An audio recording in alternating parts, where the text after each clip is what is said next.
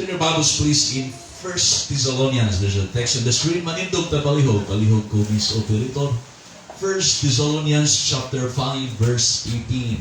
Very common text or very common verse of the Bible. Alright?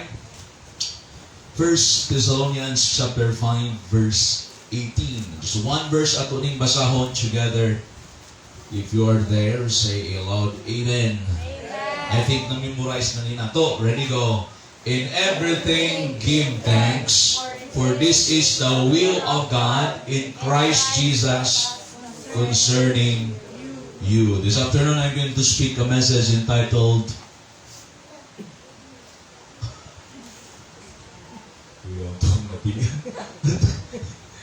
A Thankful Christian. A Thankful Christian. Father, in Jesus' name, salamat sa pulong nimo nga among magasaluhan ang ikapunon. Salamat sa imong makakauhan, kabalik karong hapon. Pray ko Lord nga imong panalanginan ang among panagtigom. Give us Lord the spiritual blessings that we needs among kinabuhi ang ikapunon. Salamat sa mga testimonies ng mga dunggan. Thank you Lord God that you are a perfect God. In you there is no mistakes. In you, there is no wrong decision na imong mahimo sa among mga kinabuhi. Help us, Lord, to follow you. Help us, Lord, to obey you. And acknowledge you, Lord, all the time sa among mga kinabuhi. Bless the message karon. Pray, Father, that this message will develop our hearts to be more thankful, our hearts to be more grateful to you for all the blessings that you have bestowed upon our lives, good and bad, that we have encountered in life. Father, thank you for saving us. Thank you for loving us. Thank you for the cross of Jesus Christ. Because of Him, we got saved. Right now, Lord, we're enjoying serving you and having the promise of eternal life in heaven someday. Thank you, Father. This afternoon, we give you the glory, honor, and praise sa imong buhaton karon. We pray in Christ's precious name alone. Amen and amen. Take your seats. Take your seats. If you are going to ask me karong hapon, what is the will of God for you? I can tell you three specific things that are the will of God for every child of God, for every believer. One, that is in starting from verse number 16 rather. Rejoice evermore. That is one of God's will for us. As child of God, God wants us to rejoice always. Rejoice evermore. Second is to pray without ceasing. It is God's will for us to pray. Amen? Are you praying? Amen? We need to learn to pray to the Lord without ceasing, without stopping, constantly, faithfully. We need to do this religiously in prayer. And number last is in verse number 18. And that is to give thanks to Him. It is God's will for every born-again, Baptist, believer, child of God to be thankful and grateful to the Lord. This is the will of God for you and for me. This is the will of God, the Bible says, in Christ Jesus concerning you. Concerning you. This is very personal. Do not mind what other lives are doing. Importante imong siguradoon nga ikaw atubangan sa Ginoo, you are doing what the will of God in your life. What is God's will in your life? Amen? In everything, give thanks. This is the third command, and it certainly grows out of the first two. Kabalo ka, nag-una ang rejoice evermore o pray without ceasing kaysa In everything give thanks. Why? Because joy and unceasing prayer flow forth in a constant stream of gratitude. Amen. Ang Kristohanon nga mapasalamaton, are you with me? Can rejoice. Amen. Had the reason to rejoice. Has the reason to smile. Has the reason to be prayerful. Amen. Amen? Has a reason to pray. Although mga kaigsunan, kung imo ning tanaw sa lain nga bahin, which I would say karong hapon, kaning giingon din ba nga, do not get me wrong ha, in everything give thanks. The word there is in everything, which pwede nga ikaw ug ako, we are not in a total agreement ani, because there are things in life, mga kaigsunan, nga we cannot give thanks literally. For example, sala, di man ka pwede magpasalamat sa Ginoo anak. Nga Ginoo, salamat aning sala. You cannot thank God about sin. Are you with me? Amen? Ginoo, salamat nakainom kog tuba. Oh, these are some other side of this interpretation of this passage. Doon ay mga butang, mga kaigsunan, mabitaw lang, gi-mention ha, listen, in everything, give thanks. But listen, the focus is not in everything. The focus here is God. Amen.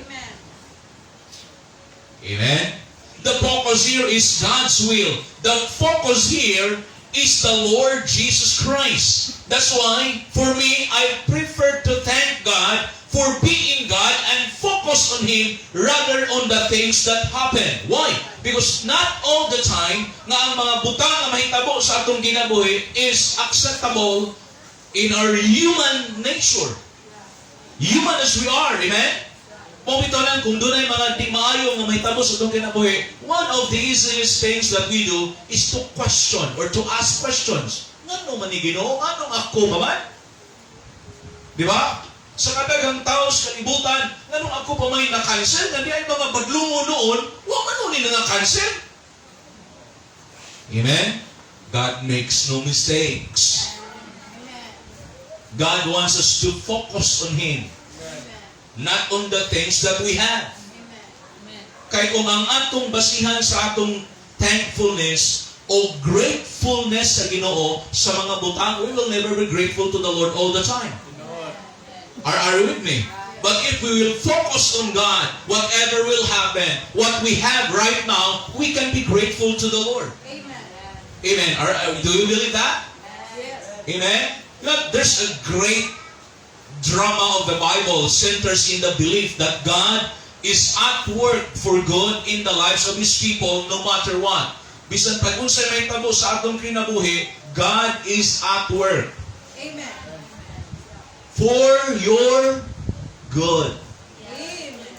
For my good. Amen. Kaya namdam ka ni Joseph? I will use this as an illustration. Joseph, do you know Joseph? Amen. Gibaligya sa mga igsuon, gihulog dito sa atabay, mga igsunan nga way tubig. Hangtod na abot dito sa Egypt. All the injustices Joseph experienced, all the unfairness Joseph had experienced in his life. In fact, mga kaigsunan, kayo nung ka na priso pa ganit siya. Gipasuming lang sa sala nga wa niya nabuhat.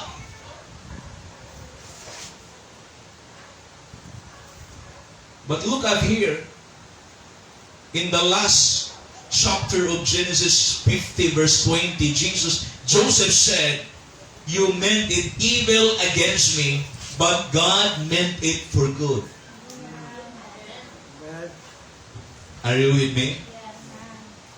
Joseph did not focus on centers, the circumstances and the events of his life, but he focuses on God.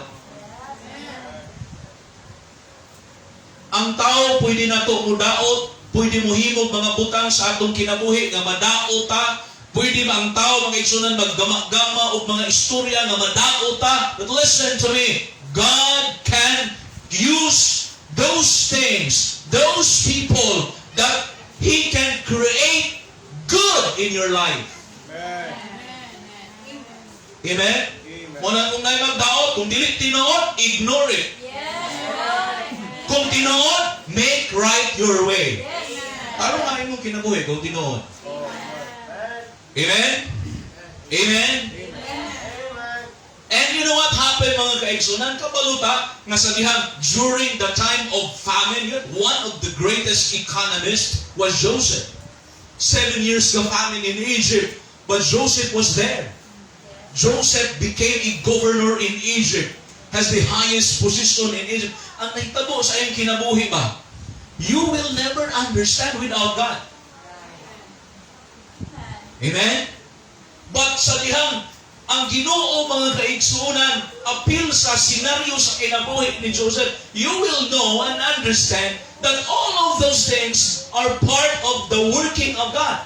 And during the famine, mga kaigsunan, his father, his brothers went to Egypt. Nangayog pagkaon. And because Joseph, o ito nakanindog lang ni Joseph, kaya wala nagdumot. Wala nagdumot ba? No? Ihagbong sa igsuon. Sa pagyuto, naabot sa Egypt, dabing ipang nahitabos kinabuhin ni Joseph. Di na lang na ito inarit na. But listen, igamit siya. Ang iyang mga igsuon, ang mga nakakuha pagkaon dito sa Egypt, kaya ang iyang igsuon, si Joseph, mo na may gobernador. Amen? Munang, can I tell you this? Kung sa may atong past, no matter how bad it is, God can turn it into something good and better. Amen? And create us a person that can be useful, usable in the work of the Lord.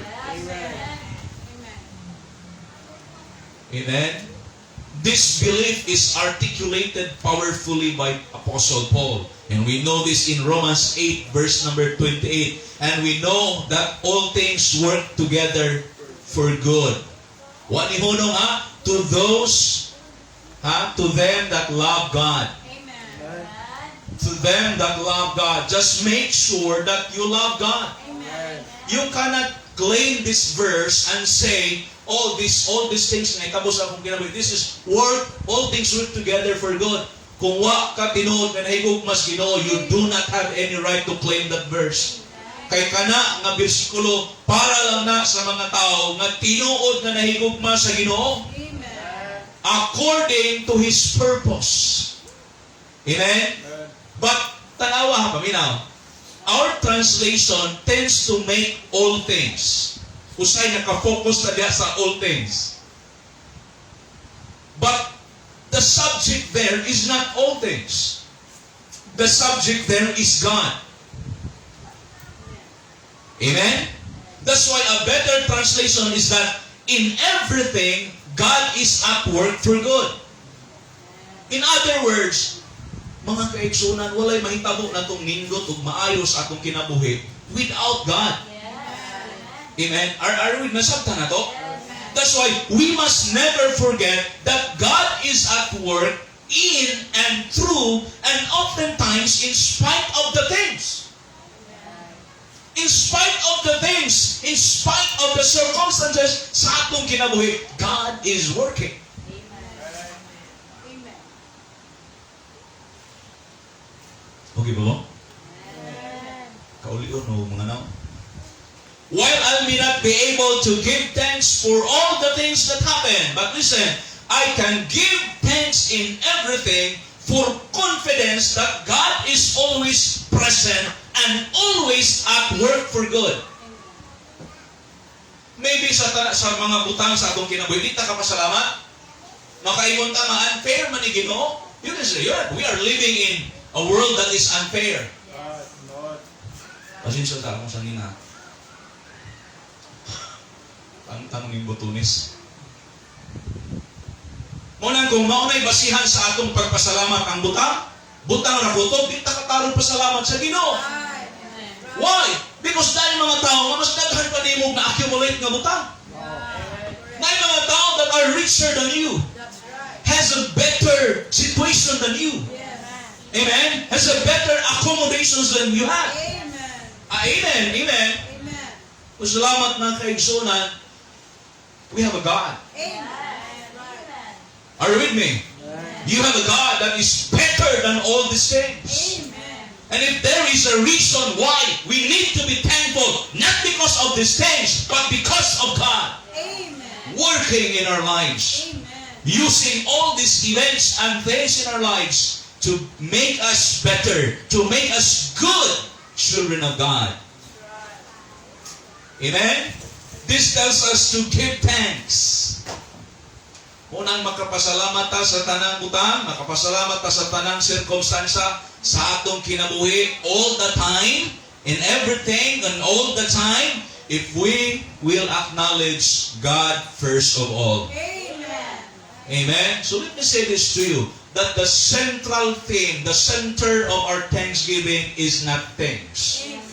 It is the owner of the things. Amen. Right. Amen. Amen. Usay magtanaw, di ko ka pasalamat, di ko ka apilan ng thanksgiving, pasok kaya wala mang kuha ni. But you have a God. Amen. God saved you. God loves you. He answers your prayer. Amen. He provided your needs. He gives you life. He gives you wisdom. He gives you strength. He gives you direction. He gives you job. He gives you opportunities. He gives you favor. He gives you grace. Dito mahuman ron kung magtasatagsaon ni na to. Right. Amen. Amen. Amen. So God must be the source of our gratitude. Amen. Or else, we can never say thank you to Him. Giving thanks to God should be the Christian's native emotion. Kaning pagkamapasalamaton, mauni kinaiya dapat sa mga luwas. Kabalo ka, paminaw, thanklessness, kaning pagkadili mapasalamaton, this is a trait of unbelievers. Kinaiya nis mga dili luwas, kanang dili magpasalamat. Look at your Bible. Romans 1:21. Abis mong Bible, kaya wala ta dihay verse. Romans 1:21.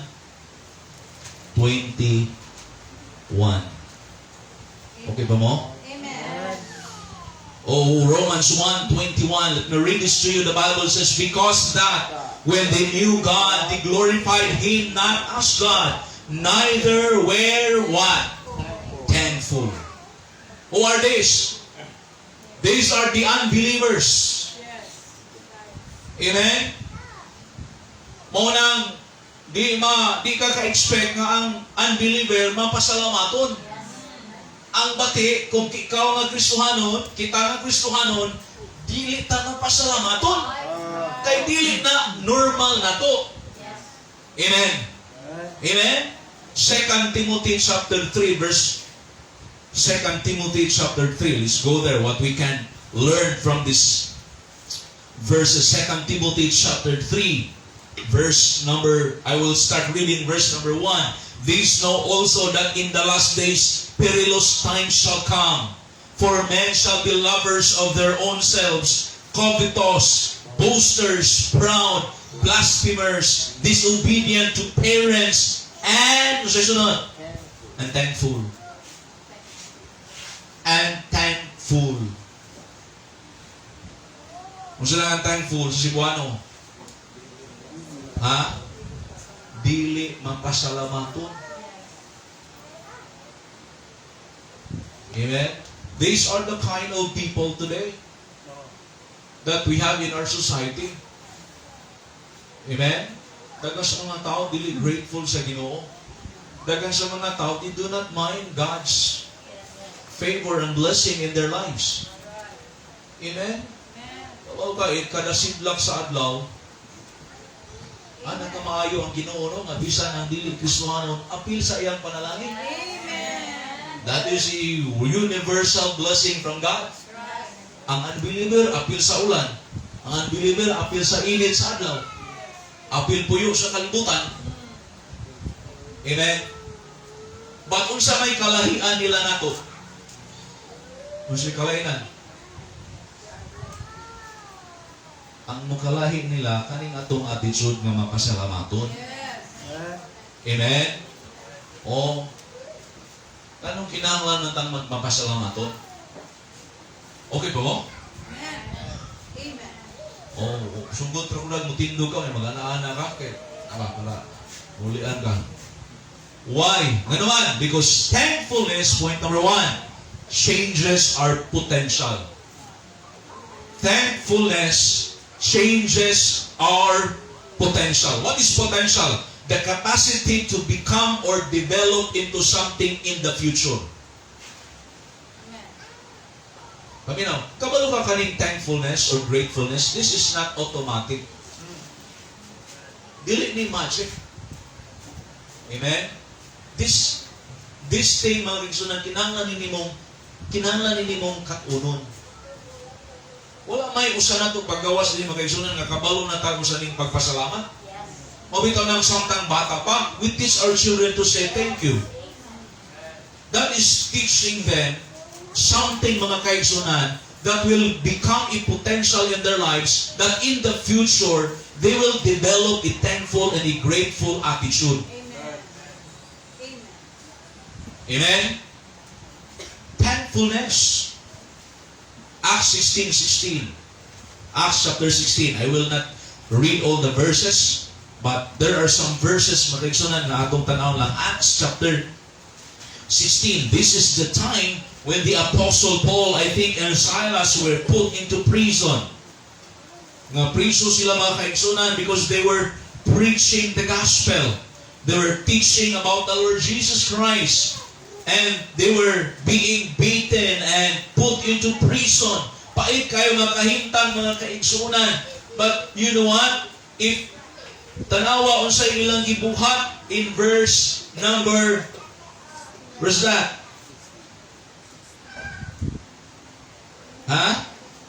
They were singing. Sulod sa prisuhan, mga kaigsunan, nagkanta. 25. Tanawa. And at midnight, Paul and Silas prayed and what?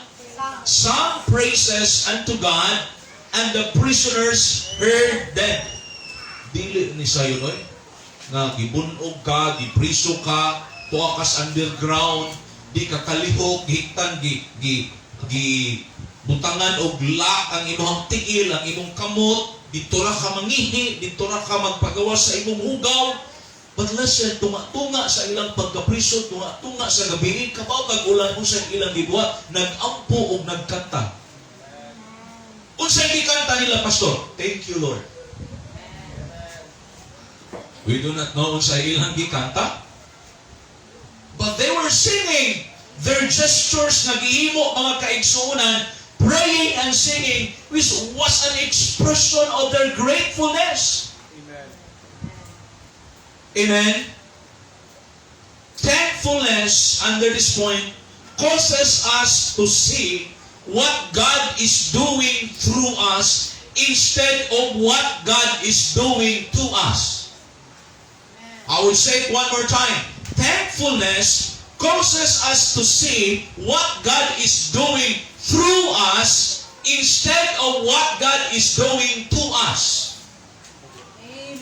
Kabaw ka kung Kristohanon ka, unya doon na kay kasing-kasing, thankful, grateful, nga kasing-kasing, ang imong attitude, thankful, makita nimo sa imong kinabuhi, ang gihimo sa Dios pinaagi nimo.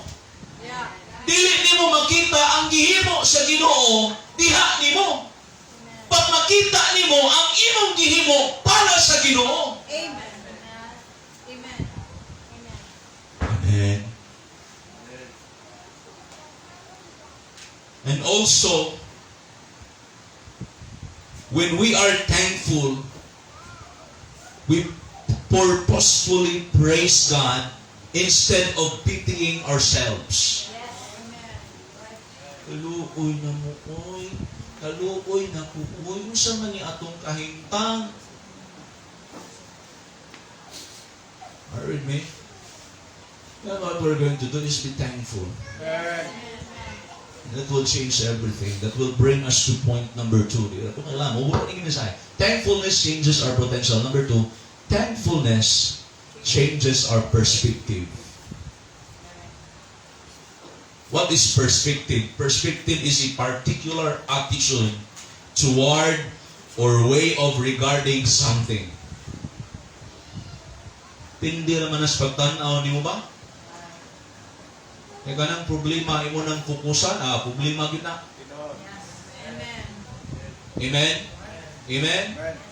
If you will put that problem, mura bag, gamay lang ka itong problema, but tungod kay mo imong fokusan, mo imong sigig tanaw, murag na magnify na noon ang problema, rather than the solution from God. Amen?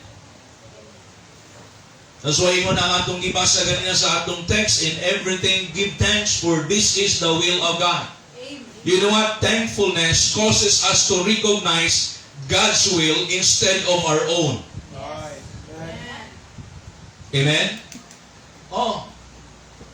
Nga unsay kabubuton sa Ginoo, ma-recognize nimo dili imong kabubuton.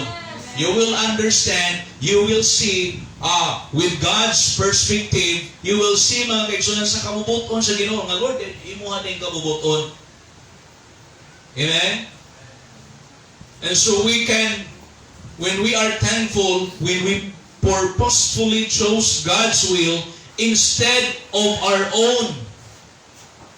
No, kana day thankful ka, imbis nga imo untang sundo ng imong gusto, imo untang sundo ng imong kabubuton, but because you are thankful and grateful sa imong kinabuhi ngadto sa Ginoo, you will choose to obey God's will. Amen. Amen? Importante kay ni nga doon na tayo klaro o taro nga perspective. Kay kung ang atong perspektibo, sa Cebuano aning perspective, ang atong panglantaw sa kinabuhi, negatibo ka, wag yun, maghikog ka. Kay sa kinabuhi aning kalibutana, you have to face many things. Pasalamat in all the negativity of the world. We can have a right, positive perspective because we have God. Diha ra gyud na sa Ginoo mga kaigsuonan. Ang importante, you have done God's will. Dili sayon ang kabubuton sa Ginoo. But if that is God's will, that's the best. That's the best. Amen? It might be hard, it might be difficult, but because that is the will of God, you are in the safest place in the world. Amen. Bisan pag ipadala ka sa Ginoo dito sa Gaza, kung mao ginay kabubuton sa Ginoo, you are in the safest place. Amen? Perspective is a very important thing in the life of a believer. We need to look at things the way God wants us to look at things. Amen? Amen? Oh, muna ay kalimot na kay Ginoo. Ay kalimot makaigsunan nga na kay Dios sa imong kinabuhi nga nagsaad, amen, sa iyang pulong. O ang Dios nga nagsaad matinumanon nga Dios. Amen. Maunang usbo na to, doon tayo mga perspective ang kaigsunan nga di maayo. Dili maayo atong panglantaw, and that hinders you, that hinders us to be grateful ato nang kuhaon. Kaya maglisod kag pasalamat kung puro ra gyud bati imong nakita. Amen. Are you with me? Maglisod kag pasalamat kung ang imong makita puro na lang gyud sayo. Right. Am I right? This message is for all of us. Amen. Amen. Amen. Amen. Oh, maybe karong hapon doon na tayo mga butang, you and me karong hapon, that we need the help of God to change the perspective that we have. Kinahanglan klaro atong perspective. Talking about perspective, this is like an engineering term. Di ba, ang mga engineer or architectural term, ang mga architect nag-drawing, ang una ang drawing is the perspective. Amen? After the perspective are the details of the plan. Amen? Because when they have the perspective, it's easier for them to draw all the details, to calculate all the details of the plan, of the building, because of the perspective that they have. Kinahanglan doon ang kay perspective. Amen. Unya, klaro imong perspective. Magtukuta. Pila may sugod na ni, hawala ko kinabahalag mo sa sugod na. Yung nanaraw kang baptis ba? Masa mo tindog na, okay na na. Amen. Ba't di na pwede sa atong Christian life? Di na pwede nga sa atong Christian life, atong mantinilan. Amen. Oh. Perspective. Hindi na sa pagtanaw. Oh. How you look at things in life. How you look at your situation. Kaya kung imo lang tanaw ng problema yun. Imo lang tanaw ang needs na dako yun kayo. Pero mga kaigsunan, kung muduol ka sa Ginoo, God will help you understand all these things that you do not understand. Amen? Thankfulness changes our what? Potential. Thankfulness changes our perspective. And number 3 and last, number 2, yung ganahan ninyong madunggan with. Thankfulness changes our purpose. What is purpose means? Purpose means the reason for which something is done or created or for which something exists. Why you are here? Amen? Kapag kadahang mga tao, they do not know their purpose in life. And there's a good book, although I will not 100% recommend to you because some of his doctrinal teachings are not sound and biblical. The book of, I've read that book, I have that book before, I would ask na lang, The Purpose-Driven Life from Rick Warren. That's a good book. From all his books, katong na libro akong ganahan. Sa first page pa lang, second page, you will be blessed. You will understand. Dahil mga tao walay kalibutan, ganun nasa kalibutan. They thought that living in this world, ang trabaho lang, matulog, trabaho, mukaon, maglulinghayaw, mo na ilang nasabtan nga purpose sa ilang kinabuhi. But listen, you did not exist and you are not created by God to just eat, sleep, work, and go wherever you are. God created you with a better purpose. Amen. Amen. Revelation 4:11. Walang butang dahil. Revelation 4:11. Revelation 4:11. Kung sa'yo giingon sa Bible, Revelation 4:11. Thou art worthy, O Lord. Read with me. Thou art worthy, O Lord, to receive glory and honor and power, for thou hast created all things. Apil ka na. Thou hast created. Who created you? The Lord. Who created us? God. Apil ka na, for thou hast created all things, and for thy pleasure they are and were created. Listen, God did not create you and give you life and live in this world for nothing. Amen? I would say another way. God did not create us to live in this world for ourselves. He created you and me for His pleasure. Am I right? That's what the Bible says. Amen? Ang nakauna-una ani, nag-invento aning electric fan, naghimo siya, nakauna siya sa kadlaw, naghimo siya, gi-invento niya, tungod kay nainitan siya, o gusto siya nga dunay something na mapapugnaw niya, and he created the electric fans. Now, kini nga electric fan, mga kaigsuunan, kung adto ra ni suok, di ni mo tuyok, di himo niya ang function, walay pulos ang iyang pagka-electric fan. Amen? The same thing with us. God created us to give Him honor, to give Him glory, to give Him power, to bless His name, to worship Him, to give Him pleasure. Amen. That is the very purpose why God created us.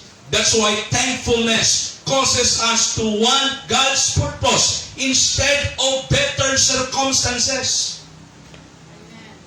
Importante imong mapulfill ang purpose sa Ginoo sa imong kinabuhi. Mag-unsa man nga nakas maayo ang kahimtang, but you did not fulfill the purpose of God in your life. The greatest satisfaction in life is doing what God wants you to be doing in your life. Amen? Kanang imong nahimo ang kabubuton sa Ginoo sa imong kinabuhi, ang plano sa Ginoo na tuman sa atong kinabuhi, ang iyang tuyo ug tumong sa atong kinabuhi, nahitabo mga kaigsuonan, maunay pinaka-satisfying nga part sa kinabuhi sa atong Christian life. Amen. Amen. Amen. You know, we are thankful when we purposefully welcome God's working in our lives to conform us into the image of Christ. This is another purpose, one of the purposes that God wants us, not just to give Him pleasure, glory, honor, and power. Kinsa ang ngayon mo dawat og glory? Kinsa? Ha? God. Only the Lord Amen. and pastoral. I have my glory. Ang sawa glory man kan sino. Wa mo himaya, akong himaya na honor. Kinsa dawat mo og honor? Mo nang usay di ta mo nang sa simandi gud ikaw i-glorify. Yes. Oh, amen. Power. Kinsa dawat mo ang Ginoo kay sa kay gawhanan. Yes. Oh, He created all things. Apil ka na. Kanang imong gisulob. Apil na. Kanang atong gikaon. Apil na. Hinimo na sa Ginoo. Kung kuhaon is Ginoo tanan, wa tay ato. O mo nang let's give Him pleasure. Amen. Pait kayo no nga ang Ginoo nga naghimo na to ang nalipay ang yawa. Yes. Ang yawa di man mo creator na to. Who is your creator? It's God. Amen. Last, kaya mo nang lingi naman yung uban sa likod. Romans chapter 8. Romans chapter 8. Lingi ang imong tapat mo sa gidiyaan na. Romans chapter 8.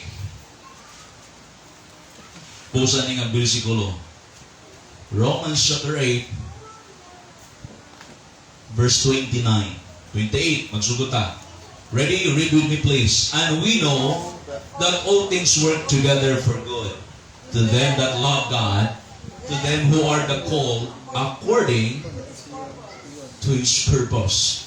For whom He did foreknow, He also did predestinate to be conformed to the image of His Son. Who is that Son? The Lord Jesus Christ. This is one of the purposes of God in our lives. God wants you and me to be conformed to the image of the Lord Jesus Christ. Amen? This is the very purpose. O di ni mahitabo mga kaigsunan kung di ta doa tay attitude nga thankful o grateful sa Ginoo. Amen? Because this is the only way that we can conform ourselves into the image of the Lord Jesus Christ. We need to be thankful in everything that happens in our lives. All the circumstances, we need to be thankful. Kabalo ka si Kristo, pag anin niya sa kalibutan, tanang kasakit yang giagian. Tanang paglutos niyang giagian, giludan, gisikaran, gikulata, gilatigo, gipapasan og cross, gilansang dito sa cross hangtod namatay. Pero di ka kadumog na si Kristo nireklamo. Amen? In fact, he said, sorry ha, tugangan na pausa. Hebrews chapter 12. Para dilibitin ba? O, kanang magkaon kag ice cream mo niya, kulangan, bitin. O, 12. O, kana, verse 2. Read, looking unto Jesus, the author and the finisher of our faith. Kisa imong tanawon? Kisa tanawon nimo? Dili ako. Amen? Di ako. Hope for the joy that was set before him. Endure the cross. Can you imagine? Hope for the joy that was set before him. Endure the cross. Who is the joy? You. The sons of men. Amen? He endured the cross, despising the shame, and is set down at the right hand of the throne of God. Amen? Another interpretation of hope for the joy that was set before him could be also the cross. Can you imagine? Ang cross kalipay nimo. Tagsari magpasan o cross, oy, kasagaran magpasan, magpingit yun na. Tunga ragani sa akong balas. Ugata ni. But while Jesus Christ was bearing the cross, going to Gethsemane, going to Golgotha, where he will be crucified, he was so happy. Why? Because Christ understood that when he will be crucified at the cross, he will fulfill the purpose of God the Father in his life on earth. Why he came? What's the purpose? To save the mankind. To die at the cross. That's why when Jesus Christ was crucified and was idakop na ba, arrested, he was so happy. This is not the time that I can fulfill the purpose of the Father in my life. Amen. Amen?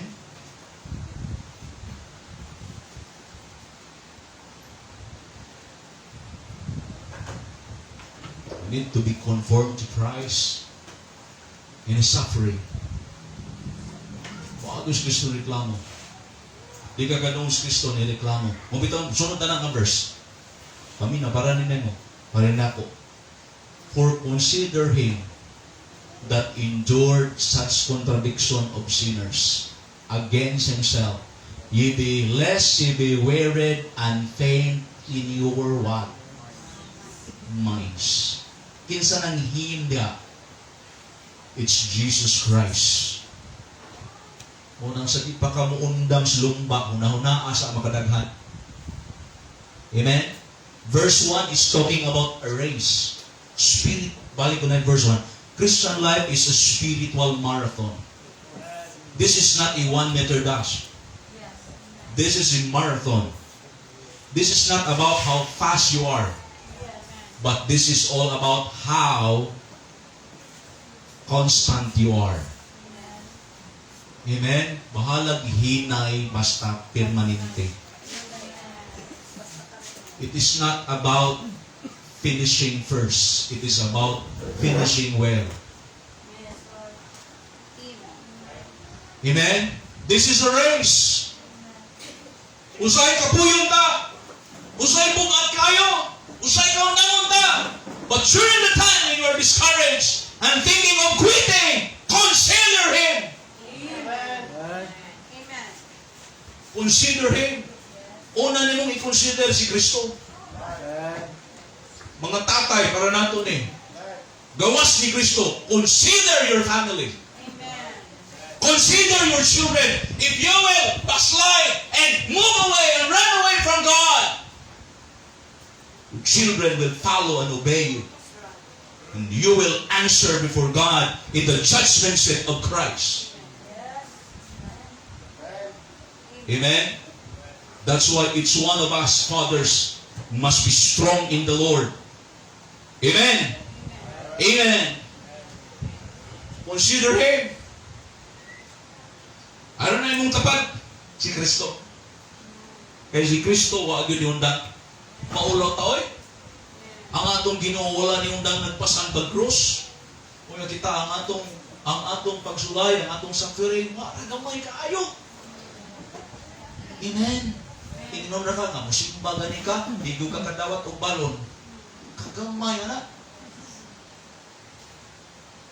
Amen. Gamay kayo na persecution. So itong mga labi na unbeliever na ginikanan, di malipay kung ato ang anak sa simbahan. Oh, pero kaatos binuang, okay ra. Dapat ang ginikanan malipay ng anak na simbahan. Kaya mo na yung pinaka-safe na dapit. Amen. Ano sa to? Balik na. Para hinumduman na to.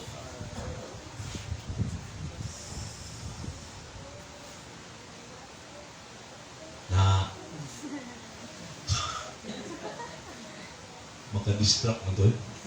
O sa ganyan, thankful nga nung kinunod pasalamat.